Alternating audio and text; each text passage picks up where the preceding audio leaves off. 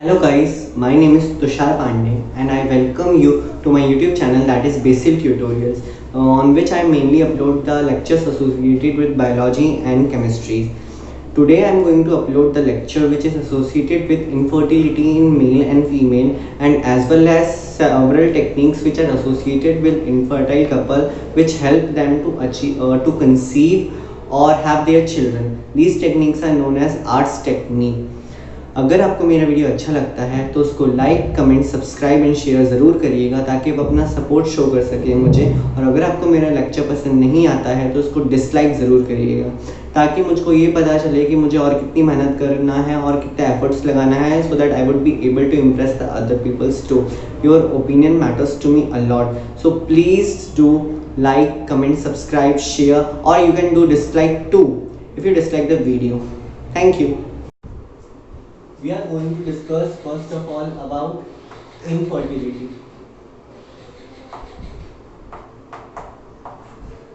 Infertility एक ऐसी condition होती है जिसमें जो एक कपल होता है वो प्रेगनेंसी को अचीव नहीं कर पाता या उनके खुद के चिल्ड्रंस नहीं हो पाते हैं। तो exactly the definition of infertility is inability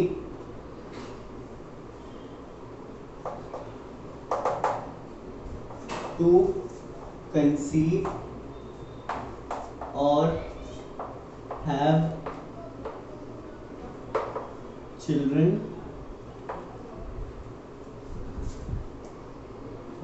pregnancy attain ना कर पाना या चिल्ड्रंस को पैदा ना करने पाने की जो इनएबिलिटी होती है दैट इज कॉल्ड इनफर्टिलिटी। और there is a condition for determining a couple is infertile or not, और a person infertile or not. ये जो इनएबिलिटी होती है दैट इसको मापा जाता है even after 2 years of unprotected sex. Unprotected sexual intercourse.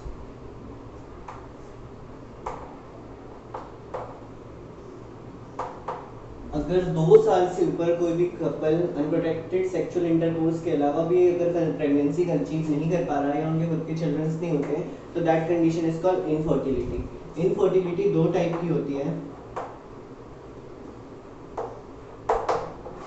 There are 2 types of infertility. First one is primary and other one is secondary. अगर कोई कपल या अगर कोई पर्सन है उसने पहले कभी भी प्रेगनेंसी अटेन नहीं करी है, मींस उन्होंने कभी भी कंसीव नहीं करा है, तो that is called primary infertility. अगर उनके बच्चे हैं और वो उसके बाद प्रेगनेंसी अटेन नहीं कर पा रहे हैं तो that is called secondary infertility. Infertility के बारे में यही याद रखना है कि देयर इज कंडीशन, अगर 2 years of unprotected sexual intercourse के बाद भी इफ अ कपल और a person is unable to conceive और have children, then the condition is said to be infertility. Infertility is of 2 types. The first one is primary. In primary infertility, the couple hasn't or ever achieved or conceived. While in secondary, they have previously conceived, but they are unable to conceive now. They have children, but they are not able to produce children now. There is another term. There is another term that is associated with infertility, and the term is sterility. Sterility का मतलब होता है complete inability to conceive. मतलब कोई भी chances नहीं होंगे उनमें जिनको स्टेरिलिटी होती है कि वो प्रेग्नेंट हो जाए या प्रेगनेंसी को अटेन कर लें, बल्कि जो इनफर्टिलिटी होती है there are chances of conceiving. Sterility का एक जस्ट एग्जांपल हम देखें तो स्टीरिलिटी में वो ऑर्गेनिजम्स आते हैं जो कभी भी सेक्सुअल रिप्रोडक्शन नहीं कर सकते हैं और साथ ही साथ कभी भी अपना रिप्रोडक्शन के थ्रू ऑफस्प्रिंग पैदा नहीं कर सकते हैं। तो जस्ट फॉर एन एग्जांपल हम यहाँ पे एग्जांपल लेंगे mule. Mule is an hybrid और ये दैट इज कंप्लीटली स्टेराइल, मतलब कुछ भी हो जाए, कोई भी कंडीशन हो, वो कभी भी कंसीव नहीं कर सकते या फिर प्रेगनेंसी को अटेन नहीं कर सकते। complete inability to conceive or have offsprings. There is a difference. This is the major difference कि इनफर्टिलिटी में इनएबिलिटी तो होती है कंसीव करने की, लेकिन स्टेरिलिटी में कंप्लीट इनएबिलिटी होती है। वो पर्सन या ऑर्गेनिज्म कभी भी कंसीव नहीं कर सकता या उसके खुद के ऑफस्प्रिंग कभी भी नहीं होंगे।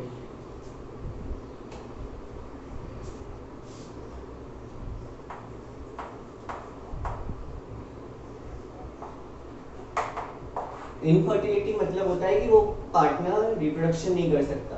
तो जो इनफर्टिलिटी होती है वो मेल्स में भी होती है और फीमेल्स में भी होती है, लेकिन इनके रीजंस क्या होते हैं मेल्स और फीमेल्स में इनफर्टिलिटी होने के। पहला रीजंस अगर हम मेल में देखते हैं तो मेल्स में जो सबसे पहला होता है that is defect in structure of sperm. अगर स्पर्म का स्ट्रक्चर सही नहीं होगा तो वो ओवम तक कभी पहुंच नहीं पाएगा, और अगर ओवम तक पहुंच भी जाएगा तो वो उसको फर्टिलाइज नहीं कर पाएगा। तो पहला कॉज होता है इनफर्टिलिटी का मेल्स में, वो स्पर्म के स्ट्रक्चर में होता है। सेकेंड होता है inability of sperm to move. ठीक है, सेकेंड होता है कि स्पर्म मूव ही नहीं कर पाए। वो कंडीशन जिसमें स्पर्म मूव नहीं कर पाता, मतलब स्पर्म जो होता है वो नॉन मोटाइल हो जाता है उस टाइम पे, दैट कंडीशन इज कॉल्ड नेक्रोस्पर्मिया, जिसमें स्पर्म की जो टेल्स होती हैं वो नॉन फंक्शनल होती हैं या तो फिर होती नहीं है। तो दो रीजन है, पहला तो स्ट्रक्चर के स्पर्म के स्ट्रक्चर में कोई भी डिफेक्ट आ जाना, दूसरा स्पर्म का मूव ना कर पाना। Third one condition is where low count of sperms, जो स्पर्म्स का प्रोडक्शन है वो बहुत कम हो, क्योंकि स्पर्म्स का प्रोडक्शन अगर बहुत कम होगा तो वो फीमेल रिप्रोडक्टिव सिस्टम में ही अटक के रह जाएंगे और ओवम तक पहुंच ही नहीं पाएंगे। और लो काउंट ऑफ स्पर्म मतलब स्पर्म का बहुत कम होना इन सीमेन, इस कंडीशन को बोला जाता है ओलिगोस्पर्मिया।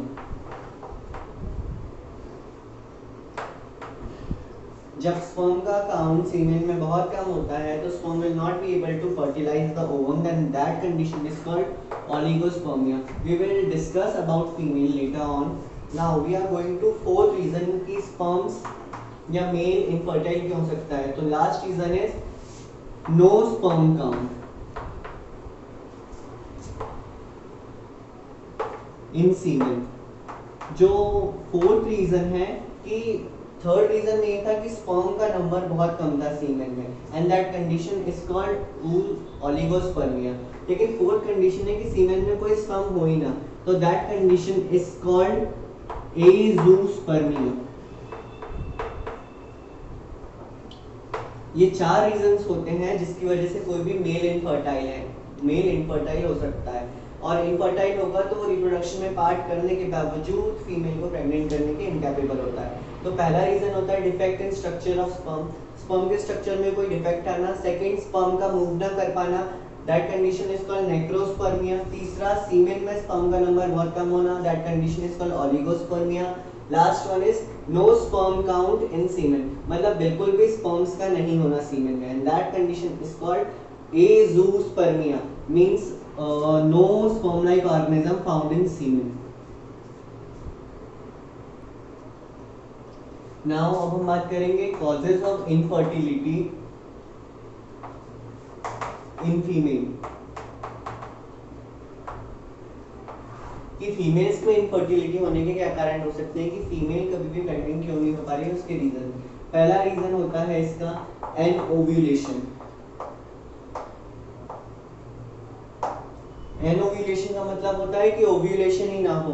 ओव्यूलेशन नहीं होगा तो ग्राफियन फॉलिकल में से कभी भी सेकेंडरी oocyte नहीं निकलेगा, और सेकेंडरी oocyte कभी भी स्पर्म के साथ फर्टिलाइज होकर जाइगोट नहीं बना पाएगा। तो anovulation is the condition in which there is no ovulation. Second condition is oligo ovulation. Oligo ovulation वो कंडीशन होती है जहां पर ओव्यूलेशन होता तो है लेकिन ग्राफियन फॉलिकल में से कभी भी सेकेंडरी oocyte नहीं निकलता है, मींस डेफिशिएंट ओवम मतलब इसमें ओवम की कमी होती है। ओव्यूलेशन होगा, दैट इज ग्राफियन फॉलिकल में से कोई फटके किसी ओवम का निकलना कहलाता है। Actually the second condition is oligo ovulation. Oligo ovulation वो प्रोसेस होती है जिसमें ओव्यूलेशन तो होता है लेकिन उसके अंदर ओवम नहीं होता है, that is ovum deficient ovulation.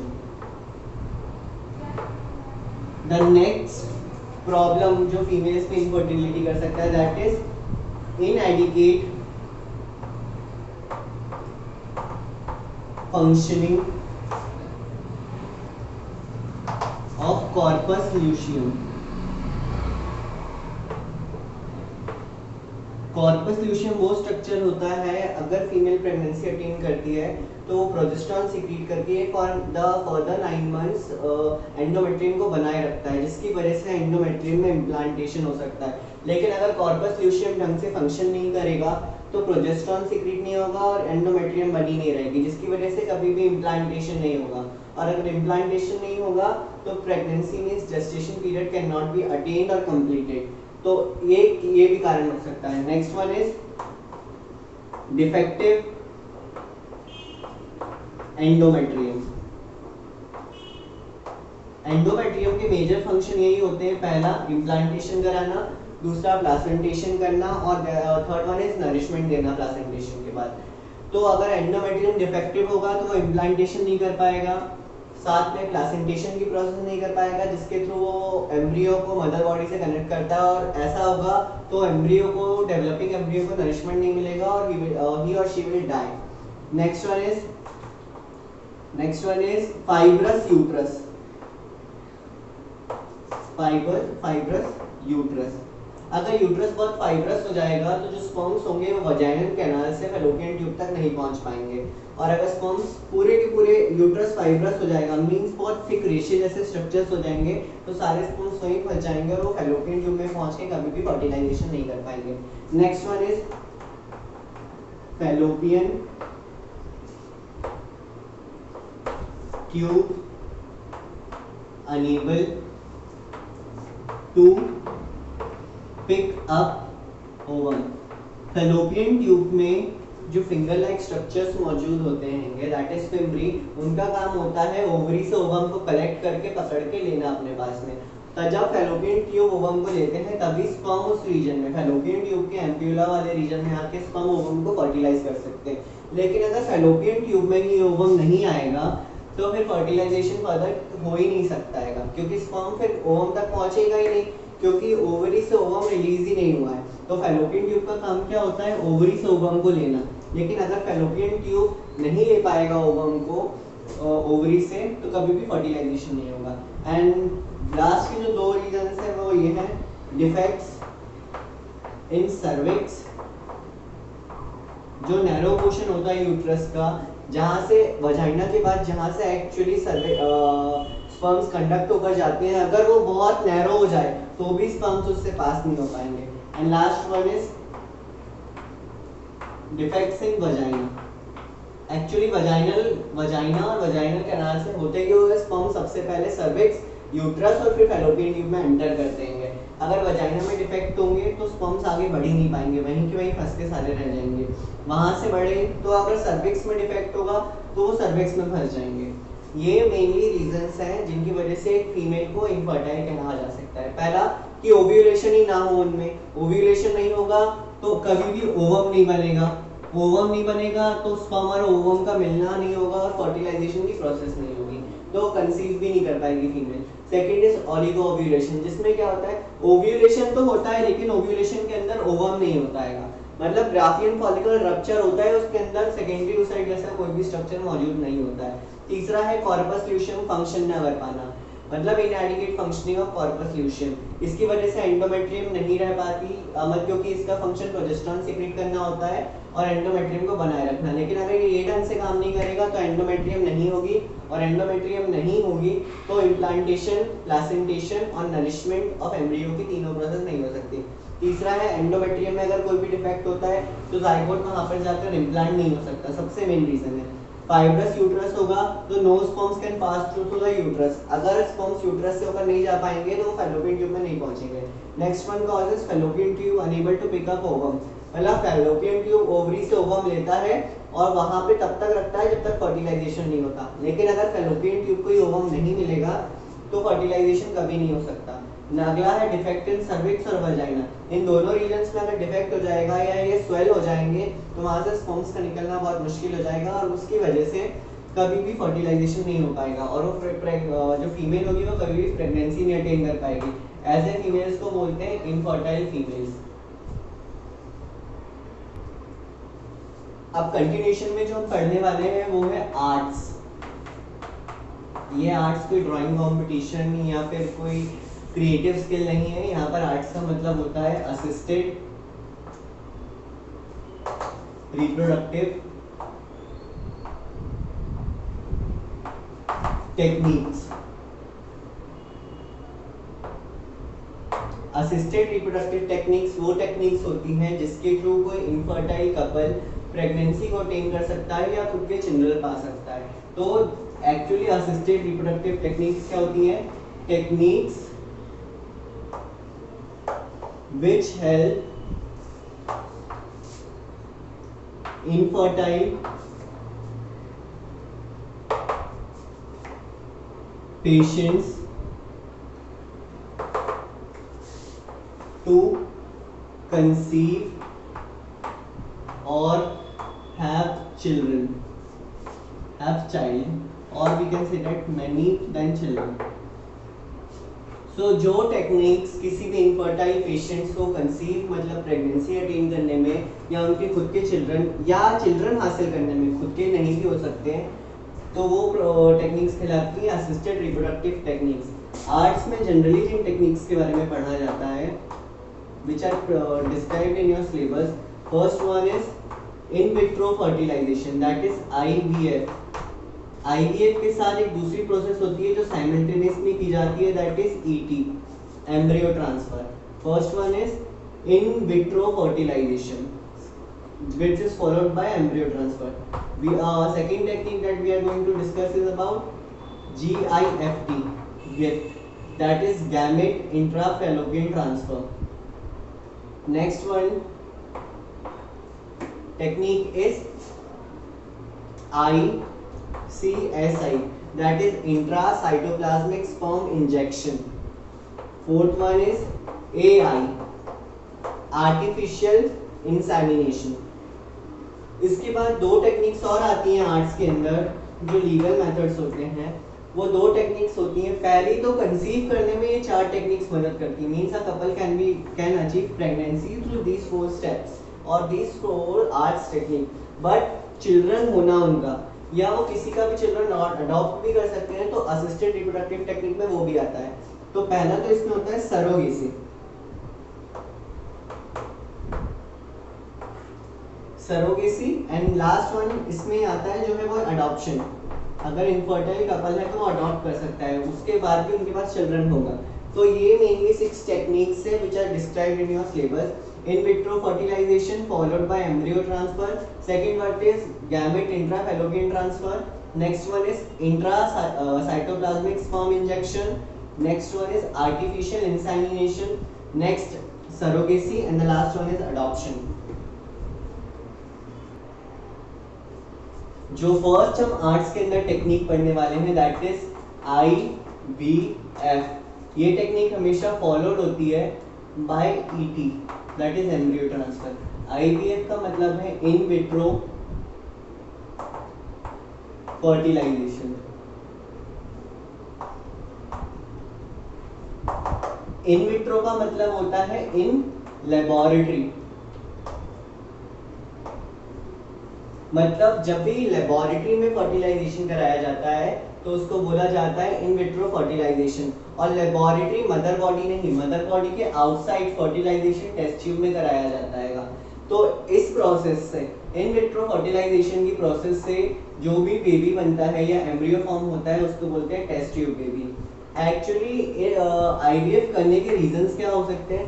पहला रीजन तो IVF करने का ये हो सकता है कि जो फीमेल है उसका फीमेल रिप्रोडक्टिव सिस्टम इतना हार्श है कि वो स्पर्म्स को रिच नहीं करने दे रहा है ओवम तक। तो स्पर्म हेल्दी है, इस केस में जो मेल पार्टनर होता है उसका स्पर्म हेल्दी है, फीमेल का ओवम हेल्दी है, लेकिन जो कंडक्शन पाथवे है स्पर्म का ओवम तक वो उसमें डिफेक्ट्स हैं। जैसे कि डिफेक्ट्स हो सकते हैं वजाइना में या सर्विक्स में, या फिर जो यूट्रस हो सकता है वो फाइब्रस हो सकता है, या फिर एंडोमेट्रियम डिफेक्टेड हो सकती है। तो उनके एंडोमेट्रियम डिफेक्टेड नहीं होती, सॉरी, इस केसेस में तीन ही कॉजेस हो सकते हैं कि वजाइना में डिफेक्ट हो, सर्विक्स में डिफेक्ट हो, या बहुत थिक फाइब्रस यूट्रस हो। इन तीन कारण की वजह से स्पर्म्स जो है ओवम तक नहीं पहुंच पाते हैं। स्पर्म और ओवम दोनों हेल्दी होते हैं। तो इस टेक्निक में क्या किया जाता है, ovum from female partner, female से ovum, and sperm from male. Female से ओवम निकाला जाता है बॉडी से और मेल से स्पर्म निकाला जाता है, और दोनों को फर्टिलाइज कराया जाता है। They are allowed to fertilize in laboratory inside a test tube. Means healthy ovum और हेल्दी स्पर्म निकाल के उनको टेस्ट ट्यूब में फर्टिलाइज कराया जाता है, और फर्टिलाइजेशन के बाद तुरंत बन जाता है जाइगोट।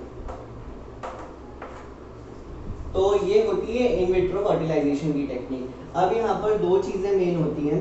जैसे ही जाइगोट बनता है ये थोड़े समय तक ही इसको रखा जाता है चेक करने के लिए। अगर जाइगोट डिवाइड करना शुरू कर जाता है, इस इन विट्रो फर्टिलाइजेशन इसलिए कर रहते हैं क्योंकि स्पर्म जो है वो फीमेल के ओवम तक नहीं पहुंच पाता है।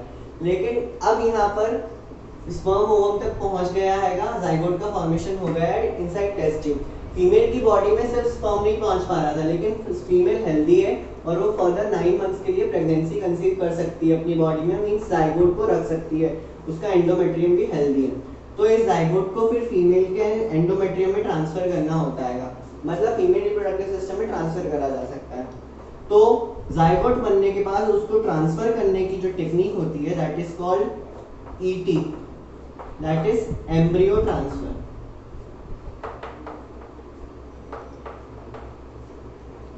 अब यहाँ पर दो तरीके का एम्ब्रियो ट्रांसफर हो सकता है। अगर टेस्ट ट्यूब के अंदर जो जाइगोट है वो डिवाइड करके 8 सेल स्टेज तक है, 8 सेल ब्लास्टोमियर की स्टेज तक होता है, तो ऐसे एम्ब्रियो को जो 8 सेल ब्लास्टोमियर स्टेज तक डिवाइड करता है, इसको ट्रांसफर करा जाता है फैलोपियन ट्यूब में, और ये टेक्निक कहलाती है इंट्रा यूटेराइन फैलोपियन ट्रांसफर। ये टेक्निक होती है जिसमें 8 सेल्स के अंदर ट्रांसफर करा जाता है। सेकेंड टेक्निक होती है जिसमें 16 सेल्स के अंदर, मतलब 8 सेल से ज्यादा जितने भी सेल्स होंगे, 8 सेल या 16 सेल से अबव हो जाता है तो उसको ट्रांसफर करा जाता है यूट्रस में, और यूट्रस में ट्रांसफर करने की प्रोसेस कहलाती है IUT, intra uterine transfer. Intra uterine transfer ये बहुत इंपॉर्टेंट थिंग है। अगर 8 सेल या 8 सेल से कम होता है तो फैलोपियन ट्यूब में, और वो प्रोसेस कहलाती है इंट्रा यूटेराइन फैलोपियन ट्रांसफर। अगर 8 सेल से ज्यादा, कितने भी सेल्स हो सकते हैं, क्योंकि मैंने 16 लिख दिया है, मतलब 8 एक बार डिवाइड करेंगे वो डायरेक्ट 16 ही बनाएंगे, तो फिर ऐसे एम्ब्रियो को ट्रांसफर करा जाता है यूट्रस में, और ये प्रोसेस कहलाती है IUT, that is intra uterine transfer.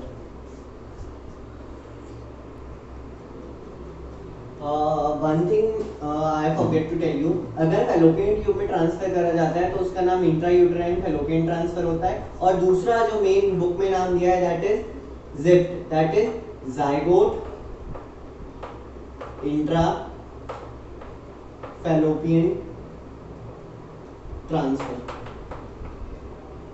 Mainly इसी टर्म का इस्तेमाल किया जाता है, तो you must use this term in your examination. If a question is asked when zygote divides and form up to 8 cell, then where it is placed and what is the name of the technique. Then if in 8 cell blastomeria stage the zygote is transferred to fallopian tube and the technique is called zygote intrafallopian transfer. If the condition is above 8 cells, that is 16, 32 or more than 64, 128, then the embryo is transferred to uterus region, and the process of transferring the embryo into the uterus is called intrauterine transfer. Second technique which come under arts is gift. अगर zygote को fallopian tube में transfer किया जाता है तो उसको gift बोलते हैं, ZIFT। ये है gift, that is gamete intra fallopian transfer. इस टेक्निक को कब किया जाता है? जब जो फीमेल है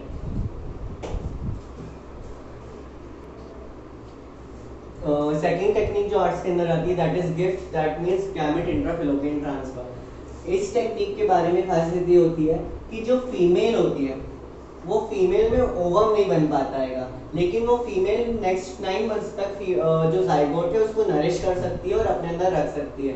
लेकिन दिक्कत ये है कि उस फीमेल में गैमेट का फॉर्मेशन मतलब ओवम का सिंथेसिस नहीं होता है।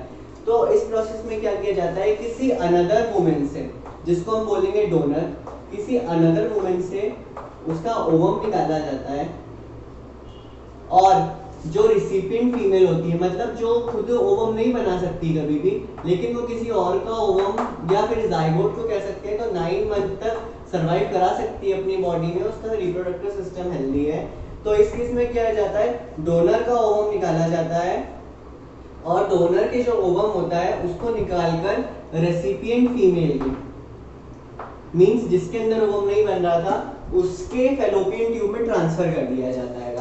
तो इसका नाम ही इसी वजह से गैमेट इंट्राफैलोपियन ट्रांसफर, मतलब गैमेट को फैलोपियन ट्यूब के अंदर ट्रांसफर करा जाता है। अब वो जो फीमेल है वो अपने हस्बैंड के साथ सेक्सुअल इंटरकोर्स करके जाइगोट को स्पर्म के साथ फर्टिलाइज करा के फॉर फर्दर 9 मंथ्स उसको कैरी कर सकती है। तो गैमेट इंट्राफैलोपियन ट्रांसफर तब किया जाता है जब female is unable to make ovum और her body isn't able to make ovum। दो कंडीशन हो सकती है कि फीमेल की बॉडी में ओवम नहीं बन रहा है।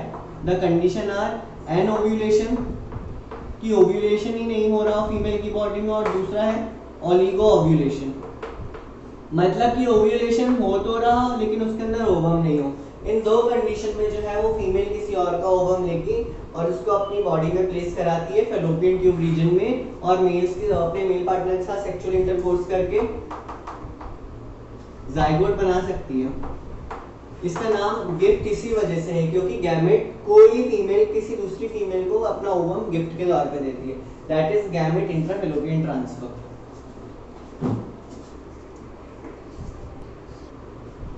जो थर्ड टेक्निक की हम बात करेंगे जो आर्ट्स के अंदर आती है, third technique is ICSI, that is intra cytoplasmic sperm injection. Intracytoplasmic sperm injection का मतलब होता है, ये टेक्निक तब इस्तेमाल करी जाती है जब खामी होती है मेल पार्टनर में। जो मेल पार्टनर के जो स्पर्म्स बनते हैं, या तो उनका नंबर बहुत कम हो, लो काउंट, या दूसरी कंडीशन हो सकती है कि उनके स्पर्म्स जो है वो मोटाइल नहीं हो, मींस नॉन मोटाइल स्पर्म्स। अगर स्पर्म का नंबर बहुत कम होता है तो that condition is called oligospermia, और अगर नॉन मोटाइल स्पर्म्स होते हैं सीमेन के अंदर तो दैट कंडीशन इज कॉल्ड नेक्रोस्पर्मिया। इन दो कारणों की वजह से स्पर्म बहुत कम है तो वो ओवम तक नहीं पहुंच पाएंगे, और अगर नॉन मोटाइल है तो वो पहुंच ही नहीं सकते। इस केस में क्या किया जाता है कि जो मेल का स्पर्म होता है उसको इंजेक्शन में भर के, इट इज डायरेक्टली इंजेक्टेड। इस प्रोसेस में जो स्पर्म्स होते हैं मेल पार्टनर के, उनको इंजेक्शन में भर के डायरेक्टली ओवम के साइटोप्लाज्म में रिलीज कर दिया जाता है। अगर ये ओवम है और ये उसका साइटोप्लाज्म है तो with the help of a syringe इसके अंदर स्पर्म भरे होंगे, sperms are directly injected into the ovum of female in the cytoplasmic region. That's why this process is called intracytoplasmic sperm injection. Means sperms are directly entered within the cytoplasm of ovum. और इस technique की मदद से, ये technique तब करी जाती है जब फीमेल्स अपने फ्लोरिफरेटिव फेज में होती है। प्लॉरिफरेटिव फेज ऑफ मेंसेस में, प्लॉरिफरेटिव फेज ऑफ मेंसेस में तब इस टेक्निक को करा जाता है, क्योंकि उस टाइम पर सीधे सीधे स्पर्म को इंसर्ट करने से जो लेयर्स का फॉर्मेशन हो रहा होता है उससे पहले प्लॉरिफरेटिव फेज वो होता है जिसमें प्राइमरी फॉलिकल कन्वर्ट हो जाता है एक्चुअली ग्राफियन फॉलिकल में, मतलब उसके चारों तरफ बहुत सारी लेयर्स बनती हैं। तो प्लॉरिफरेटिव फेज की शुरुआत में प्राइमरी फॉलिकल के अंदर कोई भी लेयर्स नहीं होगी तो स्पर्म को एंटर कराना आसान हो जाता है। इस वजह से इंट्रासाइटोप्लाज्मिक स्पर्म इंजेक्शन जो होते हैं उस प्रोसेस को तब किया जाता है जब फीमेल अपने प्लॉरिफरेटिव फेज ऑफ मेंसेस में होती है। इस फेज में इंजेक्शन की मदद से sperms are directly injected into the cytoplasm of the ovum. Now we are going to discuss the fourth technique within the arts. The technique is AI. It is not artificial intelligence, it is artificial insemination.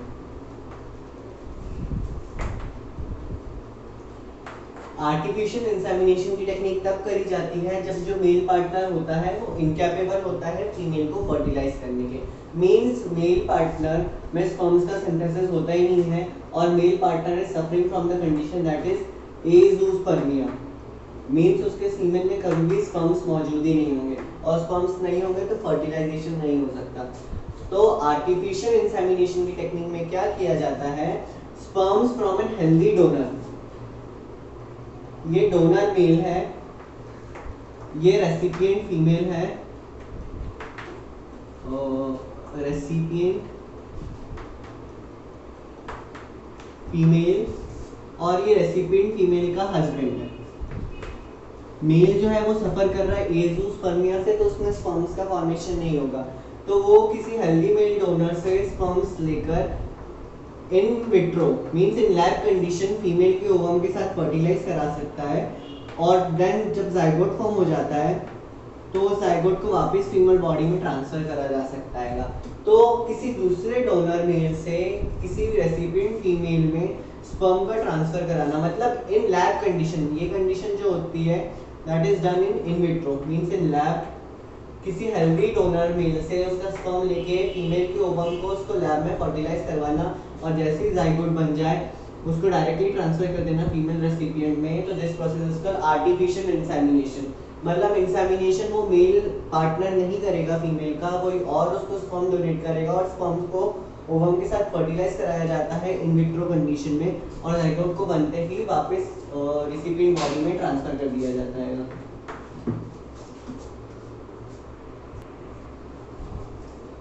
Fifth technique which we are going to discuss under the heading arts is surrogacy. Surrogacy. Surrogacy technique को generally बोला जाता है borrowed womb। Surrogacy की technique तब करी जाती है जब फीमेल का ओवम तो हेल्दी होता है लेकिन फीमेल का जो एंडोमेट्रियम रीजन है, यूट्रस वाला पार्ट है, वो सपोर्ट नहीं कर सकता है एम्ब्रियो को 9 मंथ्स के डेवलपमेंट के लिए, मतलब एम्ब्रियोजेनेसिस की प्रोसेस के लिए। इम्प्लांटेशन नहीं होगा, प्लेसेंटेशन नहीं होगा और फिर एम्ब्रियोजेनेसिस की प्रोसेस भी नहीं हो पाएगी। तो सरोगेसी में क्या किया जाता है, एक मदर का इस्तेमाल किया जाता है। पहले तो नॉर्मली क्या किया जाता है, जो फीमेल होती है वो ओवम तो प्रोड्यूस कर रही है लेकिन वो क्या करती है, जो जाइगोट बनता है उसको सपोर्ट नहीं कर सकती अपनी बॉडी में, और उसका जो पार्टनर है मेल मींस उसका हस्बैंड, इन दोनों के स्पर्म और ओवम को आर्टिफिशियली फर्टिलाइज करवाया जाता है लैब में। इनको लैब में फर्टिलाइज कराया जाता है इन विट्रो कंडीशन में, और जो जाइगोट बनता है वो फीमेल की बॉडी में ट्रांसफर नहीं किया जा सकता क्योंकि फीमेल अगले 9 मंथ्स तक जो एम्ब्रियो है उसके डेवलपमेंट को नहीं संभाल पाती है, उसकी बॉडी कैपेबल नहीं होती। तो किसी और फीमेल में that is said to be surrogate mother.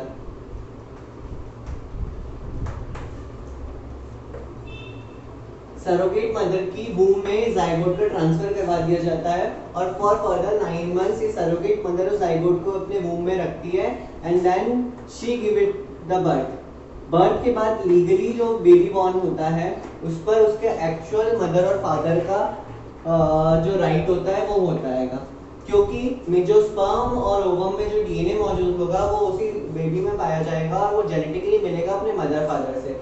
सिर्फ ये जो सरोगेट मदर है ये क्या करती है, 9 मंथ का जो डेवलपमेंट होता है बेबी का उसके लिए रिस्पॉन्सिबल होती है कि 9 मंथ्स अपने बूम में उस जाइगोट को रखेगी, उसको नरिश करेगी और जैसी बर्थ होता है उसके एक्चुअल पेरेंट्स को रिटर्न कर देगी।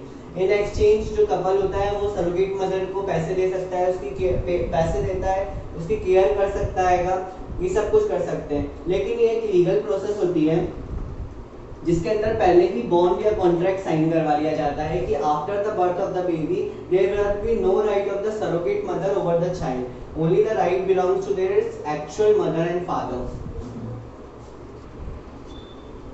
जो लास्ट टेक्निक बची है आर्ट्स के अंदर दैट इज अडॉप्शन।